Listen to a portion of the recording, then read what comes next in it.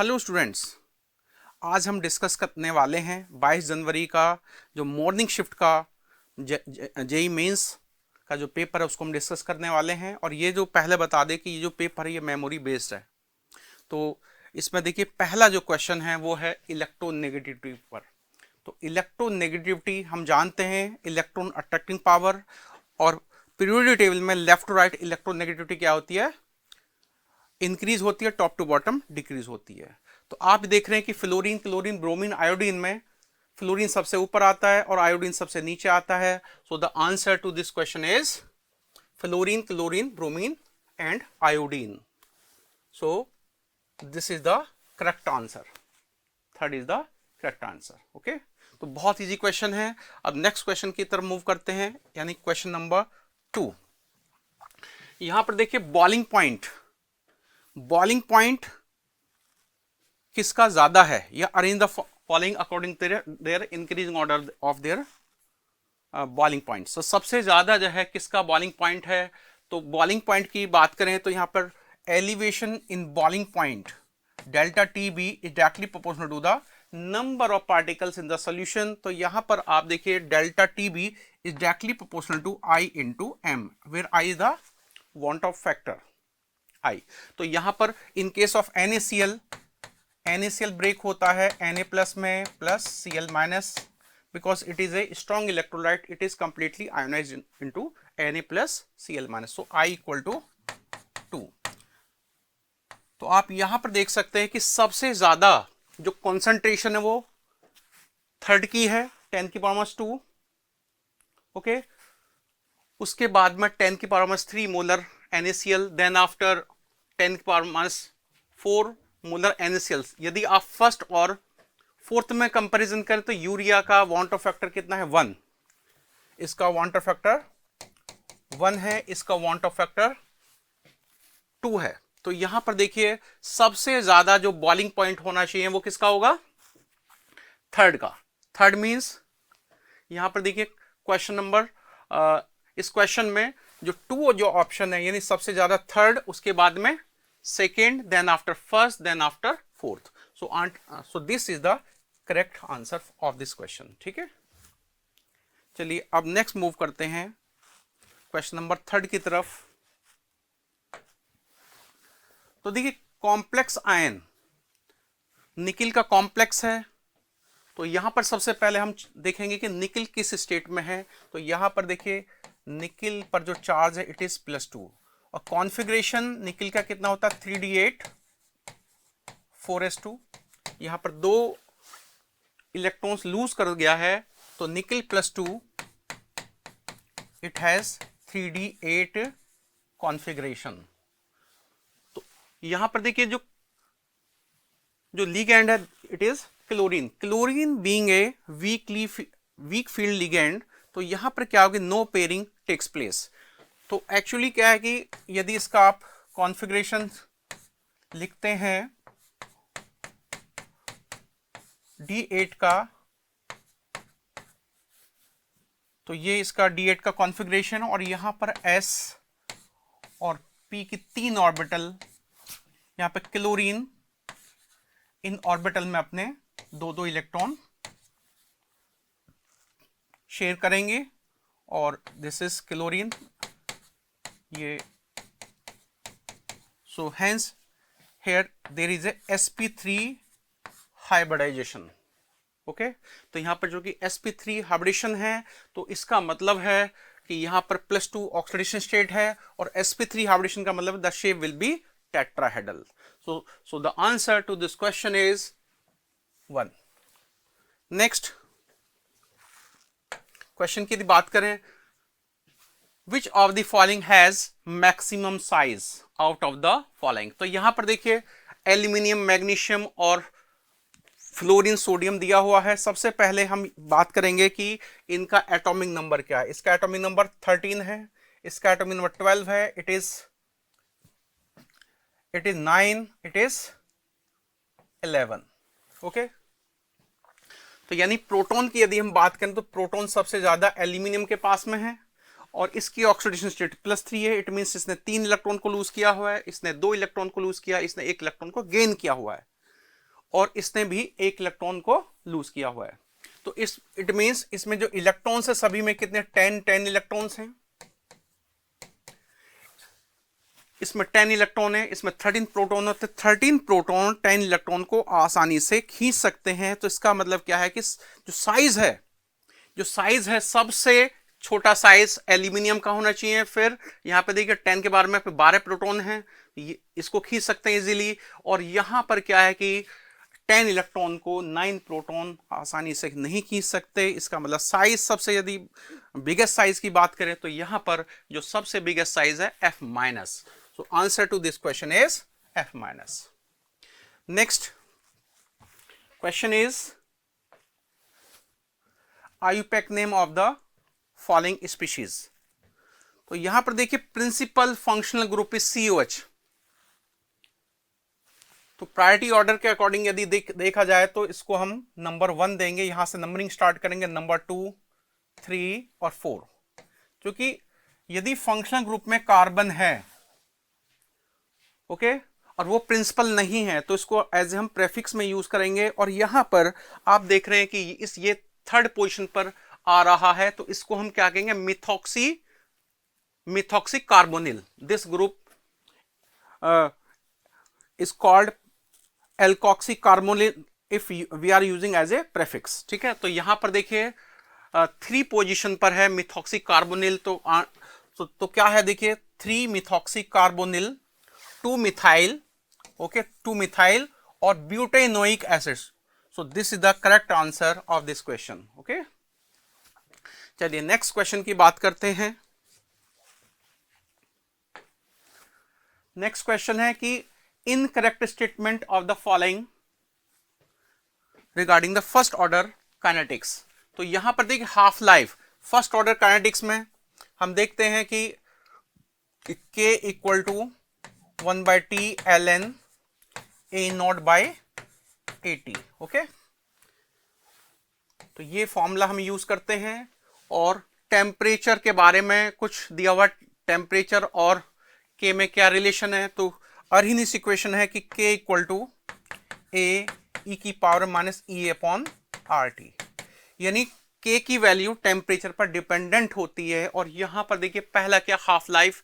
यदि half life देखें तो ln 2/K आप इसको इस तरह शिफ्ट कर सकते हैं कि AT की जगह A0/2, if we put AT equal to A0/2, so this is called ln 2/K। तो फर्स्ट ऑप्शन इज करेक्ट। और पूछा है कि रॉन्ग स्टेटमेंट कौन सा है, इनकरेक्ट कौन सा है, तो आप देख रहे हैं कि सेकंड जो है कि K इज टेम्परेचर इंडिपेंडेंट, जबकि यहां से हम देख सकते हैं कि इट इज टेम्परेचर डिपेंडेंट। और थर्ड ऑप्शन को भी देख रहे हैं कि concentration of the reactant after 3 half life. यदि इनिशियल कंसंट्रेशन आपकी A है तो टी हाफ के बाद में कितना हो जाएगा, ये A/2। ठीक है, अगले टी हाफ में कितना हो जाएगा, A/4।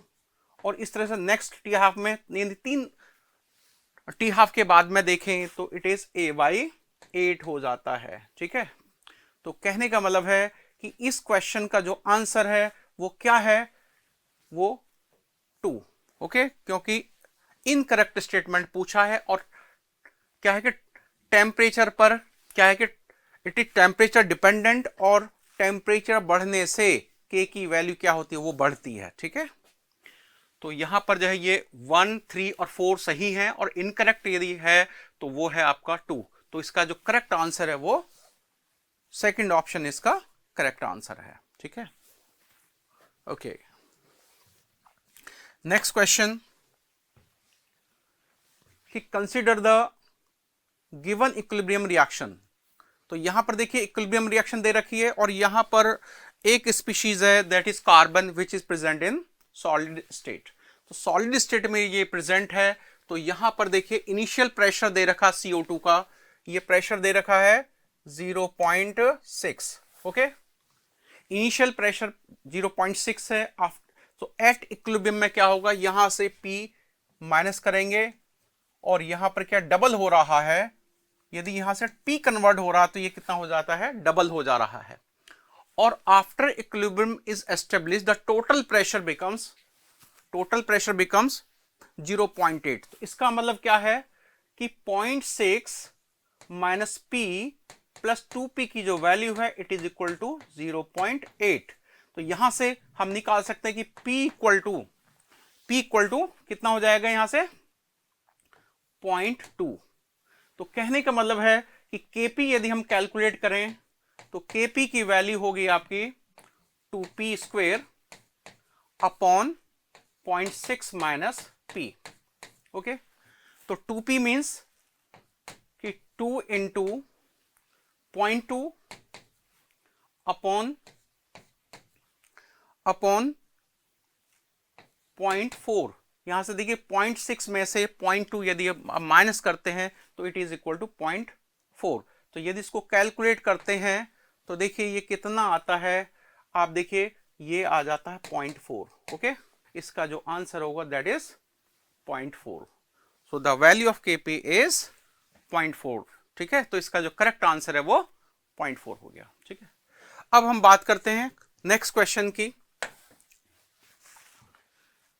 तो देखिए स्टेटमेंट है कि CH3OCH2Cl will show nucleophilic substitution by SN1 reaction. Generally हम देखते हैं कि SN1 रिएक्शन में क्या होता है कि SN1 reaction it is A 2 step reaction and goes through carbocation formation. क्या इसका कार्बोकैटायन स्टेबलाइज है? तो आप देखिए यदि हम इसका कार्बोकैटायन बनाएं प्रोटिक सॉल्वेंट की प्रेजेंस में CH3OCH2, ठीक है, इसको आयनाइज कर दीजिए क्लोरीन को, तो इट इज रेजो स्टेबलाइज। तो यहां पर रेजोनेंस की वजह से स्टेबिलिटी आ रही है। तो ये ऑप्शन आपका ठीक है कि it will show SN1 reaction. लेकिन यहां पर देखिए सेकंड स्टेटमेंट में क्या है कि क्लोरीन जिस कार्बन पर अटैच है, ओके, ये बीटा कार्बन पर क्या है, हिंड्रेंस है। ओके, तो हिंड्रेंस होने की वजह से क्या होगा, यहां पर SN2 रिएक्शन प्रोसीड नहीं होगी। ओके, तो SN2 रिएक्शन इसमें नहीं हो सकती है। तो यानी दोनों ही ऑप्शन करेक्ट हैं। तो इसका जो आंसर है statement first and statement second both are found to be correct. Okay, तो next question, which of the following is also known as vitamin C. तो विटामिन सी का जो नाम है दैट इज एस्कॉर्बिक एसिड को ही हम क्या कहते हैं, विटामिन सी। तो ये थियोरेटिकल क्वेश्चन है, तो इसके लिए क्या होगा, एस्कॉर्बिक एसिड। ओके, अब हम नेक्स्ट क्वेश्चन की बात करते हैं, यानी क्वेश्चन नंबर 10 की बात कर लेते हैं। तो क्वेश्चन नंबर 10 में क्या है कि electron of He+ is present in third excited state. तो थर्ड एक्साइटेड स्टेट का मतलब है, थर्ड का मतलब कि वो n=4 में है। ठीक है, तो कौन सी स्टेट में है, वो फोर्थ में है। तो यहां पर n की वैल्यू हम लेंगे 4। और हम जानते हैं कि देखिए डी ब्रॉगली वेवलेंथ, ओके, इस तरह से यदि आप देखते हैं तो 2πr, ये आपने फॉर्मूला पढ़ा है कि 2πr equal to n lambda. Okay, तो यहां पर n इक्वल टू 4 है, तो r equal to 0.529 n square upon z। तो यहां पर r4 की बात करेंगे, चूंकि nth, तो यहां पर nth कौन सी स्टेट है, वो फोर्थ है।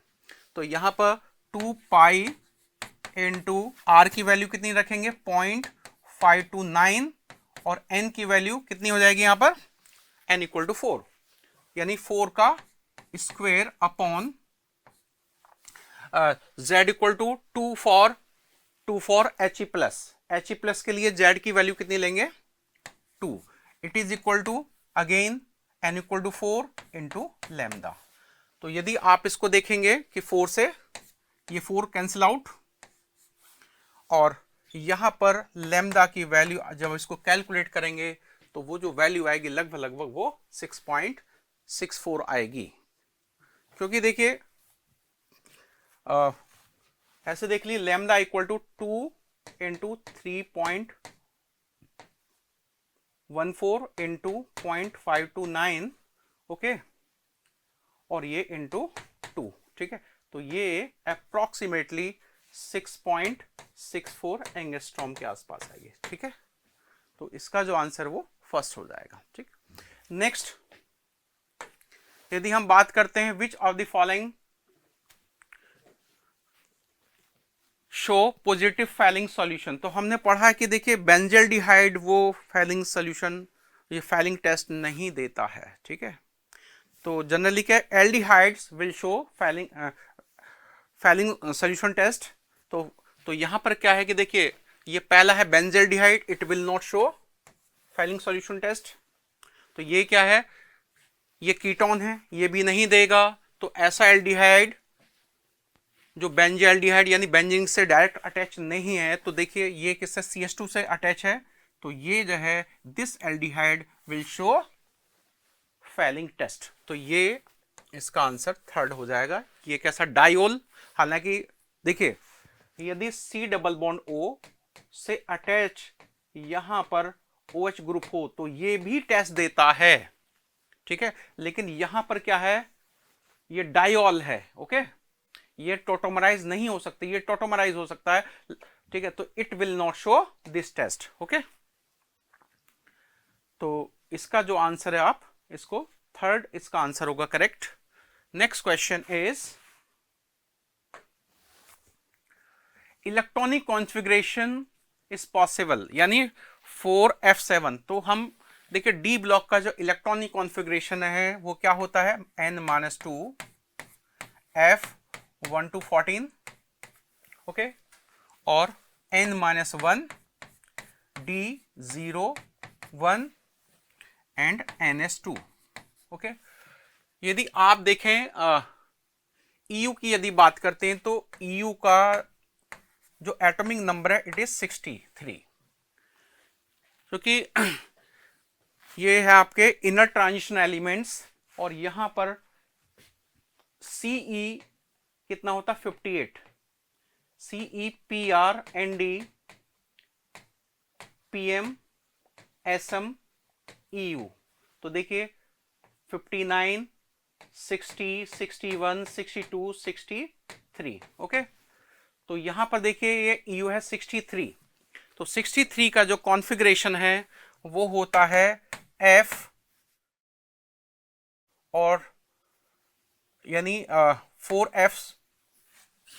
4f7, ये हो गया 4f7 and 5d0 and this is 6s2, okay. तो यहां पर देखिए कि दो इलेक्ट्रॉन लूज करने के बाद यदि ये दोनों इलेक्ट्रॉन लूज कर दिए जाए तो this configuration is reduce to 4f7। तो 4f7 किसका हो गया, EU, एक तो इसका हो गया।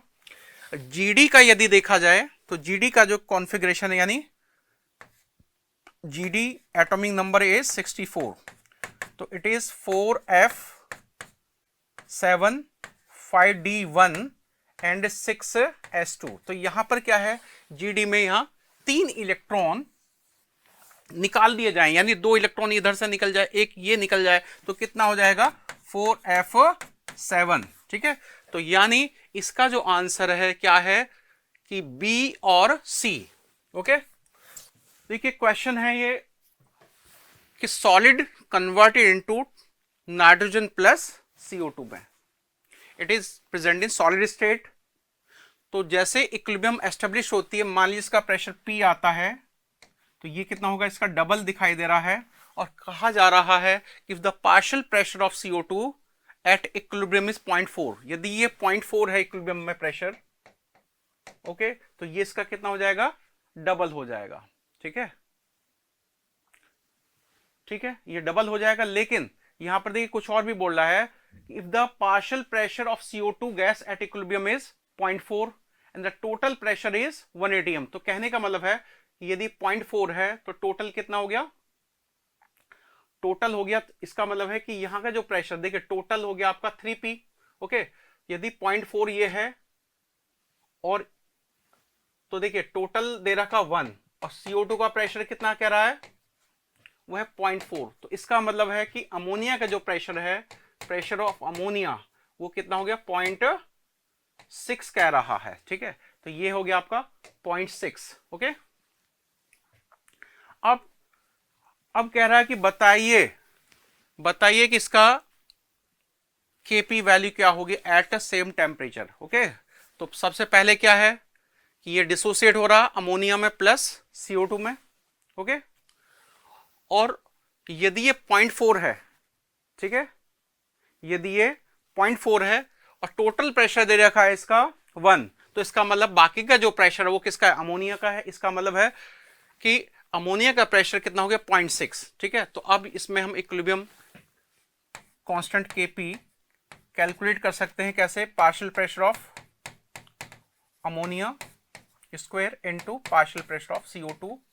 सो दिस इज इक्वल टू 0.6 का square into 0.4। So it is equal to, ये मल्टीप्लाई करते हैं तो ये आपका 0.144 आएगा। ठीक है, ATM पावर 3 यानी प्रेशर का square into pressure equal to ATM 3। ठीक है, so answer to this question is 3। Okay, अब हम बात करते हैं नेक्स्ट क्वेश्चन की।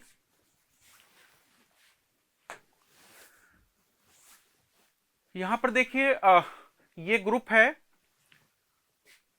ब्रोमीन, यहां पर ये क्लोरीन अटैच है। ओके, तो ये क्या है, it is a nucleophile, it contains lone प्रोफ्लेक्टोन। तो यहां पर देखिए ये एक तरह से एलाइल टाइप का एलाइलिक सब्स्टिट्यूशन है। यदि यहां पर कोई लीविंग ग्रुप लगा हुआ है, ठीक है, कोई लीविंग ग्रुप है, तो क्या होता है कि न्यूक्लियोफाइल इधर भी अटैक कर सकता है, वो इधर से भी अटैक कर सकता है। ठीक है, तो यदि ये यहां से अटैक करा तो डबल बॉन्ड इधर शिफ्ट हो जाएगी, ये निकल जाएगा यहां से। ठीक है, तो कहने का मतलब है कि यहां पर जो लॉन पर इलेक्ट्रॉन है नाइट्रोजन के पास में, वो कहां जा रहे हैं, वो यहां से इस तरह से जा रहे हैं, ब्रोमीन यहां से आउट हो गया।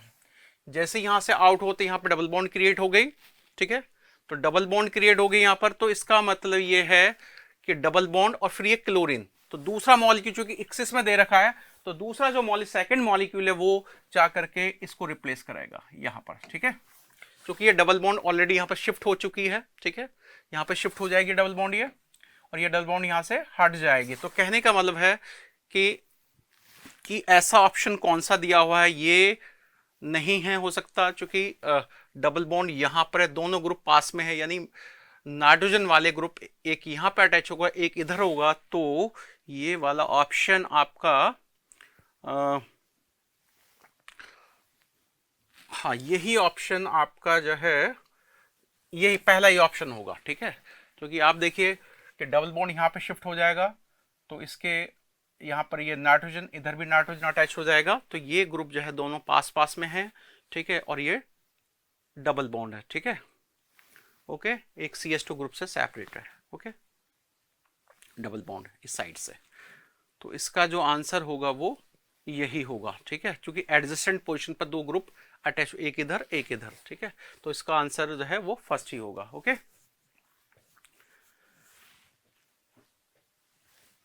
नेक्स्ट यदि हम बात करते हैं CO2 gas is taken at 1 atm pressure, यानी CO2 गैस है, ठीक, is allowed to pass through calcium hydroxide.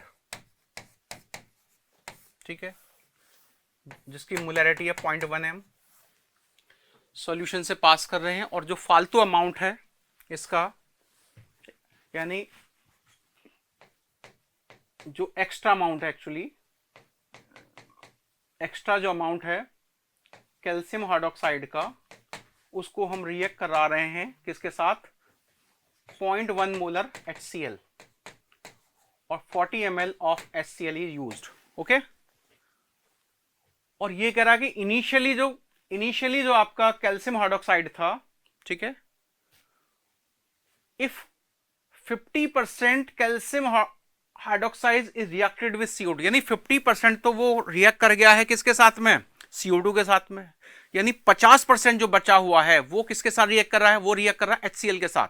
यदि हम यहां से इसके मिलिक्वेंट निकाल लें, मिलिक्वेंट ऑफ HCl निकाल दें, तो कितने हो गए, 4 इंटू इसका एन फैक्टर 1 है क्योंकि HCl है, एक H ही देगा, यानी 1 मोल एक HCl देता है, 1 मोल H plus release by 1 mole of HCl, तो इसका एन फैक्टर 1 है। तो यहां पर हम 40 की मल्टीप्लाई कर देंगे तो यहां पर ये 4 मिली इक्विवेलेंट इसके आ जाएंगे। अब देखिए यहां पर 4 मिली इक्विवेलेंट हैं HCl के, जो कि 50% ऑलरेडी जो है कैल्शियम हाइड्रोक्साइड ऑलरेडी यूज हो चुका है इसके CO2 के साथ में। तो इसका मतलब है कि यदि ये पूरा का पूरा ये कैल्शियम हाइड्रोक्साइड यूज होता तो इसके डबल जो है HCl यूज होते। तो इसका मतलब क्या है, this implies milliequivalent of calcium hydroxide initially taken it is equal to 8 milliequivalent. ठीक है, ये जो कैल्शियम हाइड्रोक्साइड जो था बचा हुआ, यानी पहले वो रिएक्ट करेगा कैल्शियम इसके CO2 के साथ में, फिर वो HCl के साथ रिएक्ट कर रहा है। तो इसका मतलब क्या है, इसका मतलब ये है कि 4 मिलिक्युलेंट HCl यूज हुआ है। इसका मतलब है कि आधा तो ये बच गया था और आधा पहले यूज हो चुका है। तो इसका मतलब टोटल मिलिक्युलेंट HCl के कितने यूज होते यदि ये इनिशियली इससे रिएक्ट कर जाता। तो इसके 8 जो है मिलिक्युलेंट यूज हुए हैं। ठीक है, अब यहां पर हम बात करते हैं कि इन मिलिक्युलेंट्स को हम किसके बराबर कर दें। देखिए इसके मोल दे रखे हैं 0.1, तो 0.1 मोल 1 लीटर में प्रेजेंट है, तो यानी मोलैरिटी इसकी 0.1 है। इसका एन फैक्टर देखिए 2 है, इंटू 2 इंटू यदि V is the volume of calcium hydroxide initially taken. तो अब इसको हम किसके बराबर, 8 के बराबर कर देंगे। तो यहां से देखिए ये हो गया 4 और वॉल्यूम इक्वल टू 40 मिलीलीटर। तो यहां से हम इसका वॉल्यूम कैलकुलेट कर सकते हैं कि हमने कितना कैल्शियम हाइड्रोक्साइड इनिशियली लिया था। ठीक है, so the answer to this question is 40 millilitre. Okay, next हम बात करते हैं next question. In a closed insulated container liquid is stirred with a paddle to increase the temperature। Actually क्या है कि इंसुलेटेड कह दिया, तो इसका मतलब क्या है कि अंदर की हीट बाहर नहीं जा सकती, बाहर की हीट अंदर से नहीं आ सकती। So it should be adiabatic process. और एडियाबैटिक प्रोसेस में क्या होता है, there is no exchange of heat across the boundary of the system. अब बात है कि वर्क डन होगा। Yes, work done will be done at the cost of internal energy. ठीक है, तो यहां पर work done equal to change in internal energy and Q is 0। तो ऐसा ऑप्शन यहां पर तो ये नहीं है। ठीक है, तो देखिए यहां पर डेल्टा इक्वल टू W और W is not equal to 0। 0 नहीं होगा क्योंकि कुछ ना कुछ वर्क होगा। तो Q equal to 0। So this is the correct option of this question. ठीक है, बाकी के क्यों है कि क्योंकि इंटरनल एनर्जी चेंज जो है ये यहां पर और वर्क डन के बराबर तो होगा लेकिन 0 नहीं होगा। यहां पर Q इक्वल टू नॉट 0 है, सभी में देखो तीनों में नॉट 0 है, तो Q इक्वल टू 0। ठीक है, ओके, तो एडियाबैटिक की कंडीशन है कि यहां पर जो है हीट एक्सचेंज नहीं होती है। ओके, तो नेक्स्ट क्वेश्चन, ये भी पीरियोडिक टेबल का क्वेश्चन है। देखिए इसमें क्या है कि प्रॉपर्टीज और ऑर्डर दिया हुआ है, इलेक्ट्रोनेगेटिविटी। तो जनरली क्या है, इलेक्ट्रोनेगेटिविटी जो है लेफ्ट टू राइट क्या होती है, बढ़ती है, टॉप टू बॉटम घटती है। तो यहां पर देखिए boron carbon nitrogen oxygen, boron carbon nitrogen oxygen, यदि इलेक्ट्रोनेगेटिविटी बात करें तो ऑक्सीजन की सबसे ज्यादा। ठीक है, क्योंकि सबसे पहले बोरॉन आया, बोरॉन फिर कार्बन नाइट्रोजन ऑक्सीजन। ठीक है, तो ये ऑर्डर बिल्कुल सही है। और कैटायनिक साइज की बात करें तो इसका साइज देखें, फिर ये देखिए साइज है लेफ्ट टू राइट जनरली के साइज डिक्रीज होता है, तो ये ऑर्डर सही नहीं है साइज के रेस्पेक्ट में। यदि इसकी बात करें हम सेकंड की, तो देखिए लिथियम का जो साइज है लगभग ये होता है 76 ओके पिकोमीटर के आसपास में, ये 72 है और इसका लगभग 31 के करीब होता है। ठीक है, तो यानी ये सही ऑर्डर दिया हुआ है। और मेटेलिक करेक्टर भी देखें कि पोटेशियम, मैग्नीशियम, एल्यूमिनियम, यही इसका करेक्ट ऑर्डर है। ओके। और इलेक्ट्रॉन एफिनिटी देखें, जनरली क्या है कि electron affinity top to bottom क्या होता है, डिक्रीज होती है। Okay, electron affinity top to bottom क्या होती है, डिक्रीज होती है, लेकिन कुछ एक्सेप्शन के साथ में। क्योंकि फ्लोरीन की यदि बात करें तो फ्लोरीन की इलेक्ट्रोनेगेटिविटी, ओके, तो फ्लोरीन की बात करें तो फ्लोरीन और क्लोरीन की बात करें तो देखिए क्लोरीन की इलेक्ट्रोनिटी ज्यादा है देन फ्लोरीन। वजह क्या है कि फ्लोरीन का जो साइज है वो स्मॉलर साइज है। जैसे ही वो इलेक्ट्रॉन गेन करता है फ्लोरीन, तो देयर इज ए रिपल्शन, ठीक है, रिपल्शन हो जाता है। To overcome the repulsion some energy has been consumed, so the change over will takes place, ठीक है। तो यहां पर क्या है, जनरली क्या है कि जो फ्लोरीन है और क्लोरीन में यदि कंपैरिजन करें तो फ्लोरीन की इलेक्ट्रॉन एफिनिटी क्लोरीन से ज्यादा होनी चाहिए, लेकिन यहां पर जो वजह है कि क्लोरीन की इलेक्ट्रोनेगेटिविटी ज्यादा है फ्लोरीन से, तो वो है इसका कारण साइज। तो यानी ये जो ऑप्शन ये भी ठीक है, यानी ए का फर्स्ट, बी का भी सेकंड, थर्ड। तो यहां पर देखिए ये जो है फर्स्ट ऑप्शन, ए का 1, बी का 2, सी का 3 और डी का 4, it is the correct option, ठीक है। अब हम बात करते हैं next, NO2 SnHCl, this is the reducing agent. तो यहां पर क्या होगा, NO2 ग्रुप कन्वर्ट हो जाएगा किसमें, NH2 में, ओके। और this the reaction of diazotization, यानी N2Cl, it is convert into N2Cl। और इसके बाद में यदि हम इथाइल एल्कोहल लगाते हैं तो देखो ये जो है आपका ये मिल जाएगा आपको, जनरली बेंजीन ही बन जाएगा ये, ठीक है। नेक्स्ट, तो इसका जो ऑप्शन है वो सी, ओके। नेक्स्ट,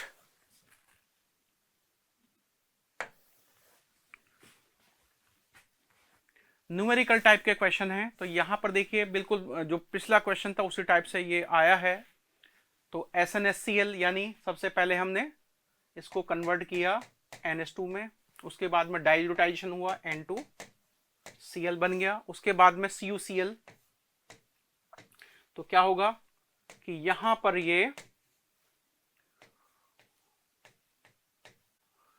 पर क्या होगा, यहां पर ये क्लोरोबेंजीन, ठीक है, क्लोरोबेंजीन बनेगी, ठीक है, जब आप CuCl in presence of HCl लेंगे और when you add sodium, okay, तो ये जो है कपलिंग रिएक्शन हो जाएगी, ठीक है, ठीक है, फिटिग रिएक्शन। तो इस टाइप का कंपाउंड बनेगा। तो इसका मॉलिक्यूलर वेट कितना होगा, तो मॉलिक्यूलर वेट एक्चुअली बेंजीन का जो यदि मॉलिक्यूलर वेट देखें तो वो 78 होता है। यहां से एक हाइड्रोजन गायब है, इसका भी एक हाइड्रोजन गायब है, तो 77 हुआ, इसका भी 77, तो 77 प्लस 77 इक्वल टू 154, ठीक है। तो इसका जो मॉलिक्यूलर वेट है वो एग्जैक्ट कितना होगा, 154, ठीक। अब हम नेक्स्ट क्वेश्चन की बात करते हैं। ये है कि calculate number of stereo isomer. तो स्टीरियो आइसोमर में क्या है, देखिए यहां पर यदि हम बात करें तो एक तो ये देखिए सेंटर है और एक ये ऑप्टिकल सेंटर है, ओके। तो यहां पर सिस और ट्रांस की बात कर लेते हैं, ठीक है। देखो CH3H, और यदि हम बात करें ये H और ये ग्रुप मान लीजिए R कॉन्फ़िगरेशन इसको हम देते हैं, ओके। तो यहां पर सिस ट्रांस दो फॉर्म यहां से बनेंगी, और यदि हम इसको S कॉन्फ़िगरेशन देते हैं तो CH3H C डबल बॉन्ड और ये S कॉन्फ़िगरेशन, और दो फॉर्म यहां से बनेंगे। सो द टोटल आइसोमर जो फॉर्म होंगे यहां पर कितने होंगे, 2 + 2 = 4। So answer to this question is 4 isomer form होंगे, ओके। क्योंकि यहां पर देखिए दो, यहां पर क्या है कि एक ये ऑप्टिकल सेंटर है, ओके, यानी कायरल सेंटर है, तो कायरल में क्या होगा, ऑप्टिकल आइसोमर बनेंगे, और यहां से क्या ज्योमेट्रिकल आइसोमर बनेंगे। तो यहां पर जो टोटल जो आइसोमर बनेंगे वो होंगे आपके 4, क्योंकि इसको यदि R कहा जाए तो यहां पे सिस और ट्रांस, यदि ये S है तो एस के भी सिस और ट्रांस एग्जिस्ट करेंगे, तो यहां पर टोटल हो जाएंगे 4। ठीक है, next, number of linear ions कितने हैं या मॉलिक्यूल कितने हैं। तो I3 की यदि हम बात करते हैं, I3 की यदि बात करते हैं तो I3 में क्या है, इसका स्ट्रक्चर देख लीजिए, इसका sp3 हाइब्रिडाइज है, 3 लॉन पर है तो इसकी लीनियर शेप हो गई। ठीक है, NO2 का स्ट्रक्चर देख लीजिए, क्योंकि इसके पास एक इलेक्ट्रॉन है, ऑड इलेक्ट्रॉन है, तो ये इसकी शेप होगी वो V शेप होगी या बैंड शेप होगी। इसी तरह से O3 का स्ट्रक्चर देख लीजिए, O3 में भी क्या होगा, ये भी इसके पास में भी क्या है, देखिए इसकी भी शेप जो है देखिए इसकी भी शेप जो है वो लीनियर नहीं होगी। ओके, यहां पर देखिए NO2 का देखा जाए तो NO2 जो है इसका स्ट्रक्चर कुछ इस टाइप से है। Okay, it has linear shape, तो लीनियर BCl2 में देख लीजिए, BeCl2 में जो हाइब्रिडेशन है वो क्या, sp हाइब्रिडेशन है विद 0 लॉन पर इलेक्ट्रॉन, तो it is also linear. N3 का भी देखिए लीनियर, ये भी लीनियर हो गया, ये भी लीनियर हो गया और ये भी लीनियर हो गया। और कौन सा हो सकता है, SO2 का स्ट्रक्चर देखा जाए तो SO2 का स्ट्रक्चर, सल्फर की वैलेंसी शेल में 6 इलेक्ट्रॉन है और यहां पर एक लॉन पर इलेक्ट्रॉन की वजह से इट हैज V शेप या बैंड शेप। CO2 का देख लीजिए, CO2 में sp हाइब्रिडेशन है और 0 लॉन पर, तो it has also linear shape. XCF2 देख लीजिए, XCF2 में जीनन की आउटर मोस्ट शेल में कितने इलेक्ट्रॉन, 8 हैं, 2 से बॉन्डिंग कर रखी है, तो इट हैज 3 लॉन पर ऑफ इलेक्ट्रॉन, तो 3 लॉन पर यानी sp3 dehybridized with 3 lone pair of electron also have linear shape. So 1 2 3 4 1, ठीक है, 1 2 3 4 5 6। So the answer to this question is 6। So total जो है यहां पर 6 शेप ऐसी हैं जिसके जो स्ट्रक्चर्स हैं वो कैसे हैं, लीनियर शेप में है। Okay, now come to next, Carius method, 160 milligram of organic compound gives, देखिए टोटल आपका ऑर्गेनिक कंपाउंड है और वो आपको दे रहा है 143.5 मिलीग्राम ऑफ AgCl। ठीक है, तो यहां से हम मोल कैलकुलेट कर लेंगे, तो मोल यानी मिली मोल कैलकुलेट कर लीजिए। मिली मोल ऑफ AgCl की यदि बात करते हैं तो मिली मोल कितने हो जाएंगे, 143.5 by 143.5 equal to 1 millimole. ओके, अब जितने मिलीमोल AgCl में है उतने ही टोटल क्लोरीन एटम के भी मिलीमोल उतने होंगे, तो यहां पर equal to millimole of chlorine atom. ठीक है, और मास ऑफ क्लोरीन कितना हो जाएगा, mass of chlorine equal to 1 into 35.5, इसका मोलर मास है क्लोरीन का 35.5, तो इक्वल टू 35.5 मिलीग्राम।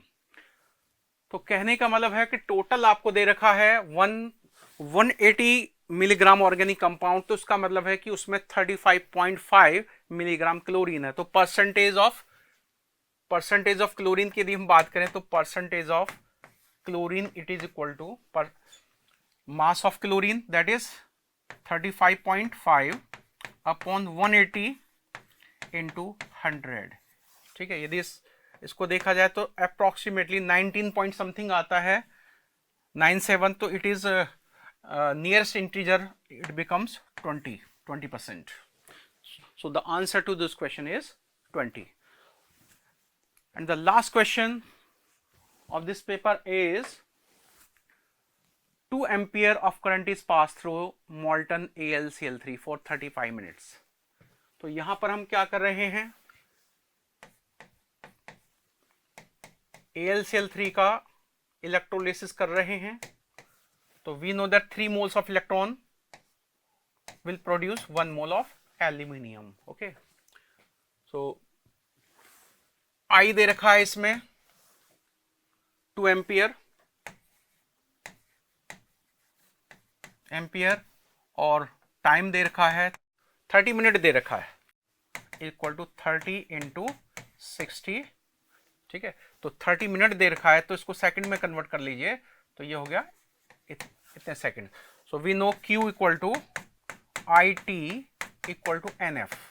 तो यहां से हम n निकाल सकते हैं, where is the number of moles of electrons, ठीक है। n is the number of moles of electron. So n equal to I की वैल्यू कितनी है 2 into T means 30 into 60 divided by Faraday 96500। Okay, अब यहां पर देखिए 3 mole of electrons, okay, will produce 1 mole of aluminium, hence 1 mole of electron will produce 1/3 mole of aluminium. तो यहां पर देखिए 3 mole electron produce 1 mole aluminium, okay, और 1 mole will produce 1/3. So this is the moles of electrons. तो यहां से देखिए 2 into by 96500 will produce 1/3 into 30 into 60 divided by 96500, इतने mole of aluminium will be produced. Okay, but mass in milligram, ठीक है, मास इन milligram पूछा है, तो आप जो है यहां से देखिए इसको, ये मोल थे, ठीक है, और मल्टीप्लाई कर दीजिए किसमें, इसकी मल्टीप्लाई कर देंगे हम mass of aluminium that is 27। Okay, 27 की मल्टीप्लाई करें तो ये मास इन ग्राम में आ जाएगा। तो मास यदि ग्राम में देखेंगे तो ये जो मास आता है ये आ जाता है आपका 0.336 ग्राम, ठीक है। तो ये जो है milligram that is 336 milligram. This is the answer of this question, ठीक है। तो देखिए ओवरऑल ये पेपर काफ़ी इजी है, ठीक है, और आई थिंक ये जो है 45 मिनट से पहले ही ये पेपर हो जाना चाहिए। Okay, thank you.